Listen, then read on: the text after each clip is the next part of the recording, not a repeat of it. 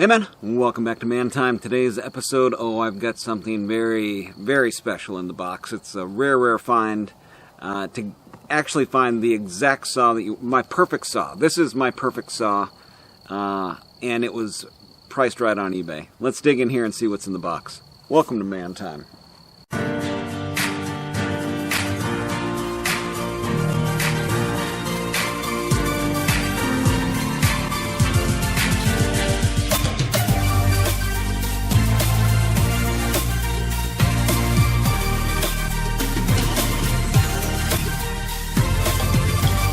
Well, I'm sure everybody's heard the phrase, one door closes and then another one opens. I was having some problems with my Holzforma G372, and I was like, man, this stinks, because I really wanted it to be a good saw, and I really wanted to have something I could compare the OE 50mm, 372 chainsaw to all my other chainsaws that are on that same chassis. And so I got on eBay and I got real lucky. And if there was one of the 372 frame saws that I would want the most, it would be, of course, a Johnsrud.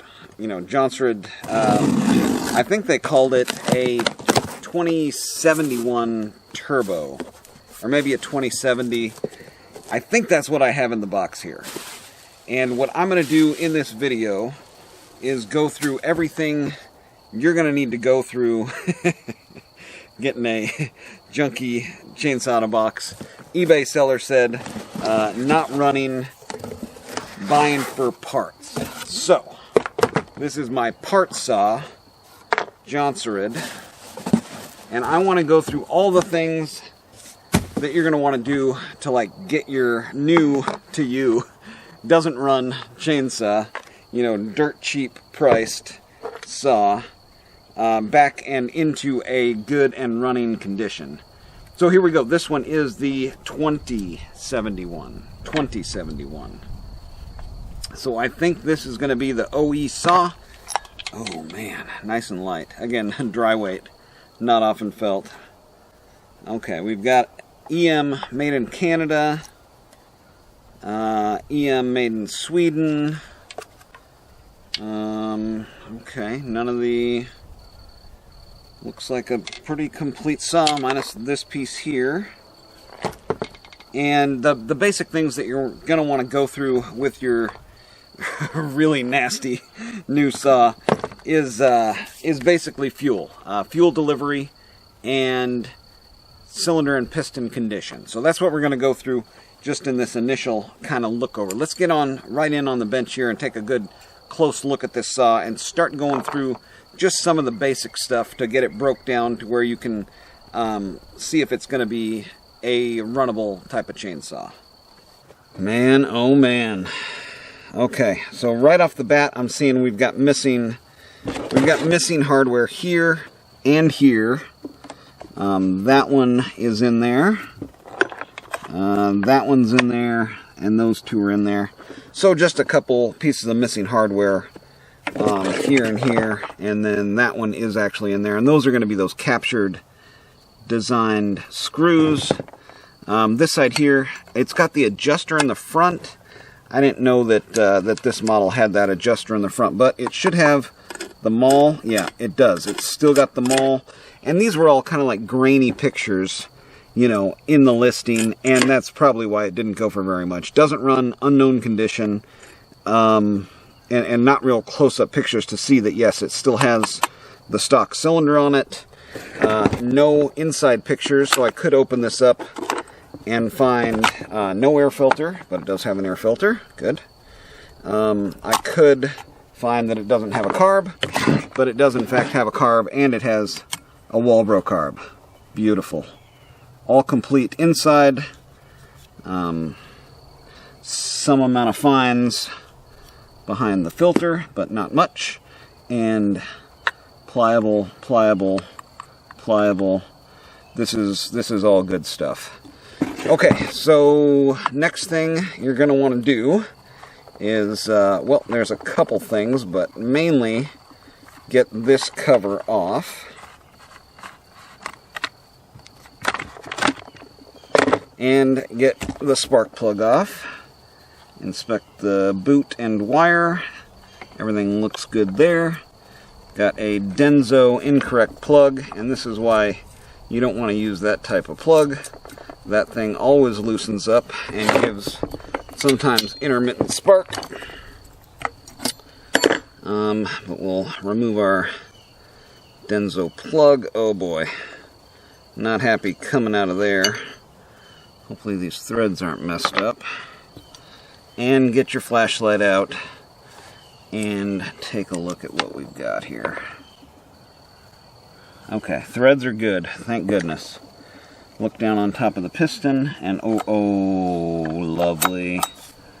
Lovely. Oh, it's clean. It is clean in there.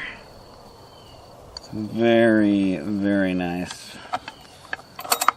And it turns over. Oh boy. Okay. I got lucky on this one. Not often do you get a good deal that's actually a good deal. Normally you get like a good deal because of something very wrong happening. But I don't see anything wrong. So maybe I got lucky here. Let's continue on to step 2, which is fuel delivery. That's going to be all this. I'm going to blow it off quick here, and then we'll get in on the bench, take a good hard look at it. Well, this is Denso Japan, anyway. W22MP. I've never seen a Denso on a chainsaw before, so. Alright, choke works. Let me blow all this off. Well, here is my new chainsaw, and I can confidently say that just after giving it, a once-over. I blew it all off, spread it down with brake clean, blew it off again, and then hit it with some blaster around some of the metal parts, some of the stuff that was starting to rust, like here and here, and then blew it off again. Oh, I'm missing another bolt there, and I think that... No, that's a shorter one. So I could be in for some problems with that. And they may have wrenched that one down really tight. But, alright, moving on. Yeah, this is my dream saw. And, I mean, all it is a 372 non-X torque OE. I don't even think it'd be the XP model, because it's got the low back versus the high flow air filter on it. But this is Johnsford's model. This is the 2071. This is exactly what I wanted. Looks to be about 25 years old. But let's real quick check compression. Yeah, plenty of compression. So we're good there. Let's next check spark. Wow, we've kind of got it right here, and we're already kind of doing that before we do anything else. And to check spark, I just like lay the plug down. Turn it on, of course.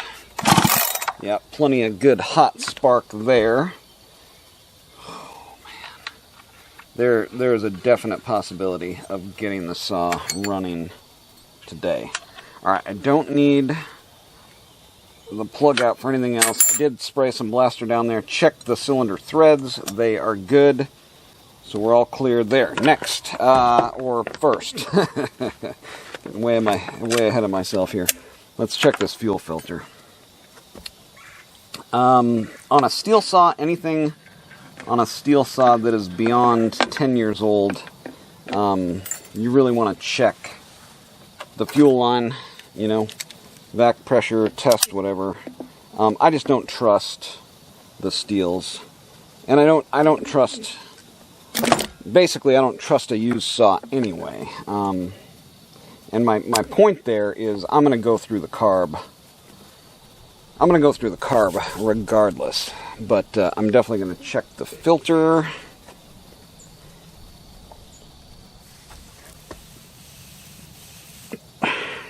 Well, plenty of flow through there. So the filter, in all rights, is good. I would replace it, but I actually like the looks of this filter. The stacked felt, and the weight of it, and the fact that it's not bad. Like, it's still able to suck mass amounts of fuel. and I actually like the felt filters. So filter's good. Moving on to carburetor. Fuel delivery and impulse. Impulse line still very pliable. Let's get our choke lever off of here.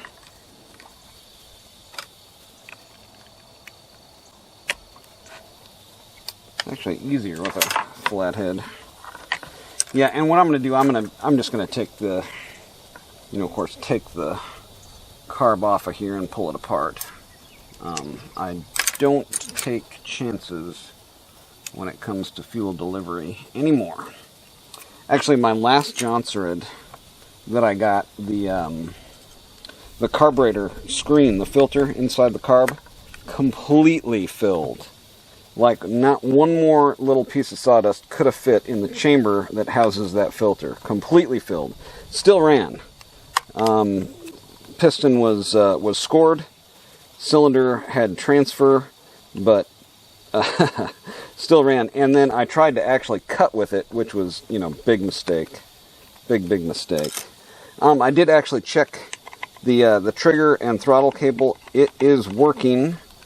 So I'm not gonna, normally this, the dead man whatever switch that's hanging out here will impede the operation of the throttle cable, but in this case it does not. So, see if we can get this fuel line working off here.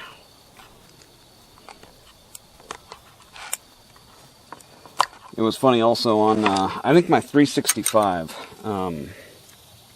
this impulse tube coming out of the carburetor, it was actually pinched, like somebody had dropped the carb, and the line was pinched right there at the bend. Very interesting deal that happened there. Don't need a set of whatever heads those are. Alright, from here we should just be able to pull it on out. It's holding it over here. Anything? No. Okay, there we go. Don't want any of this gunk, that gunk going down into the cylinder. So now I'm going to blow this off. Ooh, a little dirty down here. I'm going to blow this off with compressed air, and then we'll get in on the bench and take it apart. Now I thought I had both of those red deals when we started. You guys see one of those go flying? Let's get started here. I am down to one K10 HD kit, and I ordered some more. Bill's Place on eBay. Outdoor Power Equipment, I think, is his official site there. Okay, so right here, yeah, screen just slightly filled with some goop, and just slightly here, and actually no deformation in this, I guess you could call it a valve body. Everybody says like there's a pumping side and a metering side, and some people call this the pumping side. The pump is actually the engine, like the bottom end is what does the pumping.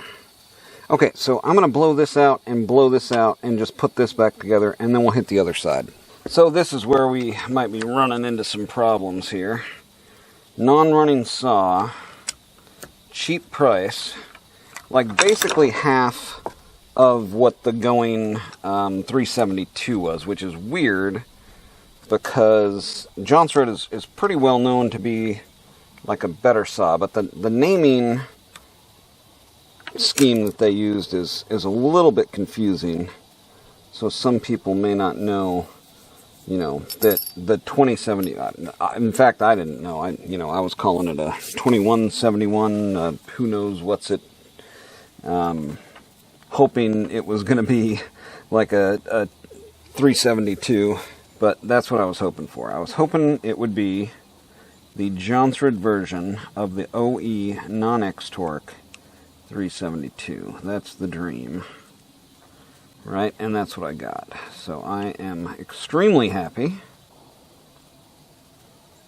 Ooh, nice and clean. And when I say blowout, oh man, that's nice and pliable. I don't think this is there's zero resistance. This is pliable rubber. I am going to take a peek while we're in here. This looks too good to be true. There's something not right here. Something cannot be right. Wow. Yeah, so this is a new kit in here, and you can tell because of right there. See that little red? That's where they've got like an aluminum looking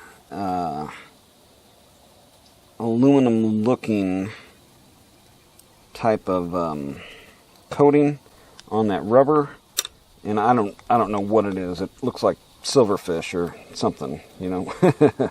You ever seen one of those? They coat the rubber on the needle. This is perfect. Again, picks up, sets down, picks up, sets down. I mean, this is, and what you're looking for is, again, directly in line with there, and it is. It's like, it's touching and not moving. Perfect. So I don't see anything wrong with this, but the search continues because this is supposedly a non-running chainsaw. So why is it non-running and why is it cheap? Does everybody else just not know what I know or something? Okay, we'll keep digging. Next is taking the exhaust off, I guess. Alright, the exhaust removal goes a little something like this. Two little stubbies down here. And then... Alright, man. Well, YouTube doesn't like me uploading videos more than 18 minutes long, so I'm going to break this up into 18-minute chunks. There's a full video if you want to see this saw go from a junked out mechanic special to a running saw. But as far as the YouTube goes, they wanted an 18-minute chunk. So this is one of the parts, and you'll see the rest of the parts, or you can go back and watch the video. Whatever you do, get out there, have you some man time too.